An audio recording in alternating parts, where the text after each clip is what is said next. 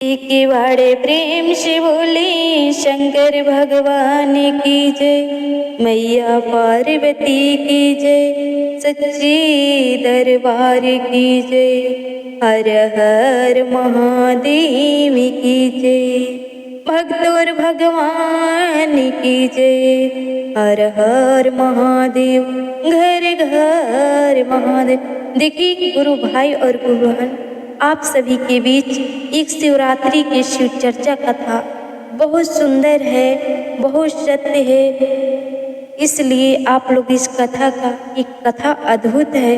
कथा को अंत तक जरूर सुनिएगा और कथा अच्छे लगे तो कमेंट बॉक्स में हर हर महादेव जरूर लिखिएगा। अगर हमारे वीडियो आप लोग के अच्छा ना लगे कोई बात नहीं, लाइक और सब्सक्राइब करिए चाहे नहीं कीजिए, लेकिन इस कथा को ध्यान से सुनिएगा गुरु भाई और गुरु बहन, और अपने मन में बसाइएगा। और शिवरात्रि का एक कथा बहुत अद्भुत है। तो सबसे पहले अपने शिव गुरु से दया मांग लेते हैं और उनका पालन कर लीजिए 3 सूत्र का। उसके बाद हम कथा प्रारंभ करते हैं। कथा की पूरा सुनिएगा गुरु भाई गुरु बहन। तो सबसे पहले अपने शिव गुरु के चरणों में प्रणाम करती हूँ। माँ पार्वती के चरणों में प्रणाम करती हूँ, मेरे प्रणाम स्वीकार कीजिए। साहेब श्री हरिंदर भैया के चरणों में प्रणाम करती हूँ, मेरे प्रणाम स्वीकार कीजिए। माँ नीलम दीदी के चरणों में प्रणाम करती हूँ, मेरे प्रणाम स्वीकार कीजिए। सभी गुरु भाई और गुरु बहन जो भी यूट्यूब के माध्यम से जहाँ से भी गुरु भाई और गुरु बहन देखते हैं, सभी लोग को मेरे तरफ से प्रणाम है। प्रणाम को स्वीकार कीजिए। और सबसे पहले शिव गुरु से क्या कहना है।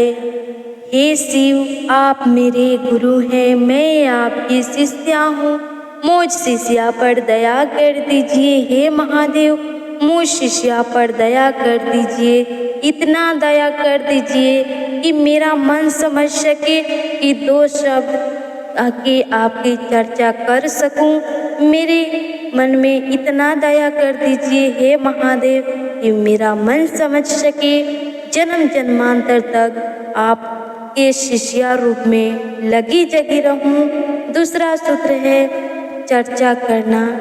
एक दूसरे गुरु भाई और गुरु बहन से बताना है कि आप शिव को गुरु बना लीजिए।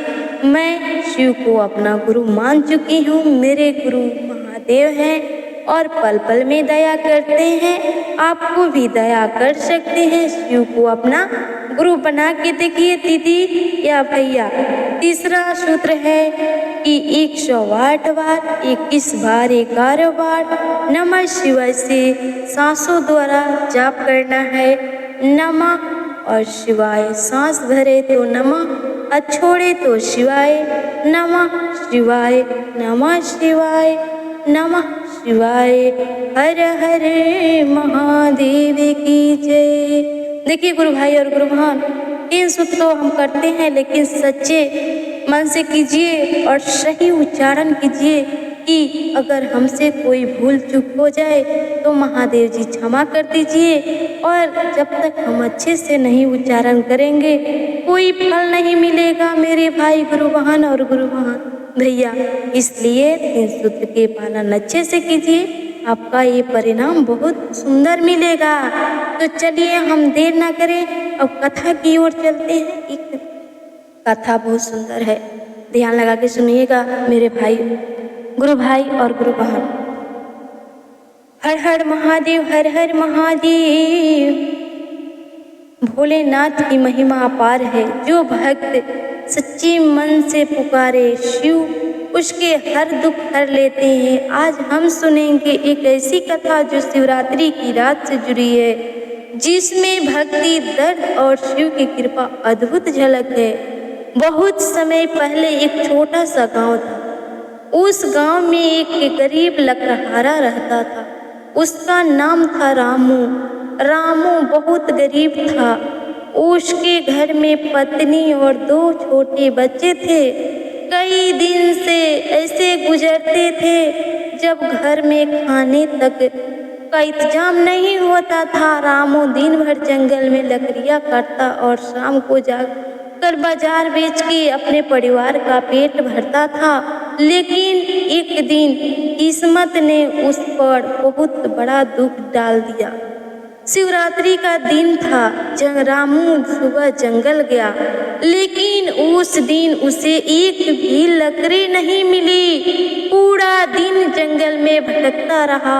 सूरज ढल गया। भूख और थकान से उसका शरीर कांप रहा था। उसे याद आया घर पर बच्चे भूखे होंगे, पत्नी उसकी राह देख रही होगी। उसकी आंखें से आंसू निकल पड़े। रात होने लगी। जंगल में जंगली जानवरों की आवाजें आने लगी। रामू डर गया। उसने सोचा, आज रात घर पहुंचना बहुत मुश्किल है। वह अपनी जान बचाने के लिए एक पेड़ पर चढ़ गया। वह पेड़ बेलपत्र का है। उसे पता नहीं था कि इस पेड़ के नीचे एक शिवलिंग स्थापित था। उसको पता नहीं था कि वहाँ एक शिवलिंग स्थापित था। रामू पूरे दिन भूखे था। उसके पास खाने को कुछ नहीं था। वह पेड़ पर बैठकर अपने परिवार को याद करके रोने लगा। रोते रोते पेड़ की डालियाँ पकड़ने उसके हाथ से बेलपत्र टूट गया, नीचे गिरते रहे। वह नहीं जानता था कि हर गिरता बेलपत्र सीधे शिवलिंग पर चढ़ रहा था। अद्भुत सहयोग। उस रात रामू भूखा रहा, प्यासा रहा और पूरी रात जगता रहा। उसे नहीं पता था कि वह अनजाने में शिवरात्रि का व्रत कर रहा था और पूरी रात शिव पूजन भी कर रहा था। भय का दूसरा दौर। आधी रात के समय एक भूखी शेरनी वहां आई। रामू उसे देखकर कांपने लगा। उसने डर के मारे फिर बेलपत्र तोड़ कर गिराने लगा। शेरनी शिवलिंग के पास बैठ गई, लेकिन उसने रामू पर हमला नहीं किया। रामू पूरी रात डर और भूख और दुख में बैठा रहा। सुबह का चमत्कार। सुबह हुई। रामू धीरे धीरे पेड़ से उतरा। जैसे ही वह नीचे आया, उसे शिवलिंग दिखाई दिया। वह समझ गया कि रात भर इसने भगवान शिव की पूजा की है। वह रोते हुए शिवलिंग के सामने बैठ गया। रामू की प्रार्थना, हे भोलेनाथ, मैंने कभी आपकी पूजा नहीं की। मैं गरीब हूँ, मेरे बच्चों को भूखा मत रखना। इतना कहकर वो रोने लगा। भगवान शिव का प्रकट होना। अचानक वहाँ तेज प्रकाश हुआ। भगवान शिव प्रकट हुए। भोलेनाथ बोले, हे भक्त, तू अनजाने में श्रेष्ठ शिवरात्रि व्रत किया है। तेरी भक्ति से मैं प्रसन्न हूँ। शिव कृपा। भगवान शिव ने रामू को आशीर्वाद दिया। तेरे घर में कभी अन्न की कमी नहीं होगी। तेरे बच्चों का जीवन सुखी होगा। तेरे सारे दुख समाप्त होंगे। रामू खुशी से रोने लगा। जीवन में बदलाव। रामू जब घर पहुंचा तो देखा घर में अन्न भरा हुआ था। बच्चे खुश थे, पत्नी स्वस्थ थी। रामू समझ गया, ये सब शिव कृपा है। ये शिव गुरु का कृपा है, महादेव का कृपा है। कथा का संदेश शिव भक्तों को भोलेनाथ को दिखावा नहीं करना चाहिए। जो भक्त सच्चे मन से शिव को याद करता है, शिव उसको हर दुख दूर करते हैं। समापन वंदना। भोलेनाथ सबकी झोली भरे, सभी भक्तों का दुख हरे। हर हर महादेव की जय। जय शिव शंभू। अगर आप लोग को हमारी कथा अच्छी लगे तो अपने मन में बसाइए और महादेव जी के एक बार जोर से जयकारा लगा दीजिए। एक बार प्रेम से बोलिए, शंकर भगवान की जय, मैया पार्वती की जय।